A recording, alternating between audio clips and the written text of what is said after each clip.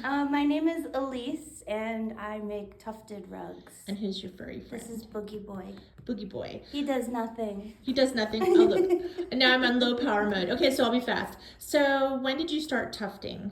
I started tufting in the summer of 2021. Okay. Yeah. And what was your attraction to it?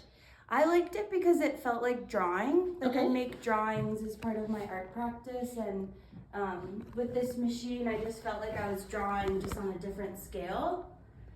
Okay.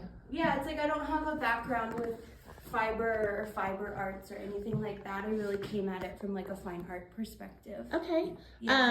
And if you were going to choose color versus naturals, what would be your favorite so far? Definitely a mix. A mix, okay. I love these neon colors, but I also really love the animal colors. So to show you the neon colors, this is kind of what we're talking about. And then in the room over there, this is what we brought today. Those are the naturals. It's kind of a cool juxtaposition. Yeah. So I'm going to ask the question, since I'm doing a video, again, do people tend to hang their rugs or do they actually use them? Yeah, I would say it's like right now, it's a mix for sure. I think at first people were definitely just putting them on the floor. Right. But now, I don't know, people want to look at them, and I'm like, I have drawings you can look at. Oh yeah. Well, no, you can see like you're kind of free form. So yeah. Do you just kind of freehand your designs, or do you have plans in your mind as to how you want it to look? Yeah, it's a mix of both. Like this kind of stuff, this kind of style, I'll say like, oh, I want to do it in this style, but then I'll just draw it onto the frame when I'm doing it.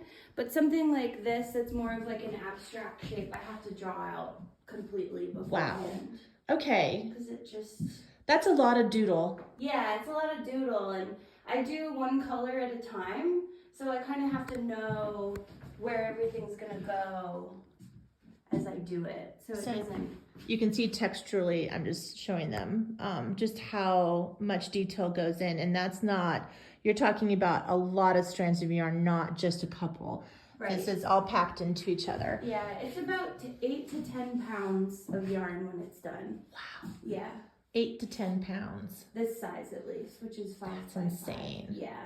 Okay, well that puts it into perspective. So like if I'm gonna, sorry, not really good at interviewing, but if I were going to produce for you, for instance, I have to keep that in mind that one rug collectively is going to need at least 10 pounds of yarn. Yeah. Okay. Yeah, around that, I would say.